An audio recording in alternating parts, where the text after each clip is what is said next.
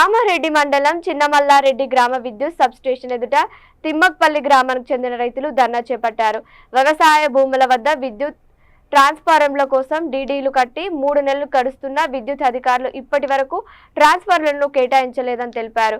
వ్యవసాయ భూముల వద్ద కరెంట్ లేకపోవడంతో వరి తూకం వేయడం లేదని రైతులు తమ ఆవేదన వ్యక్తం చేశారు. మెదక్ కామారెడ్డి ప్రధాన రహదారులపై బైఠాయించి రైతులు నిరసన తెలిపారు. ఇరువైపులా ట్రాఫిక్ స్తంభించడంతో పోలీసులు ఘటనా స్థలానికి చేరుకుని రైతులను సముదాయించి ట్రాఫిక్ ను క్లియర్ చేశారు.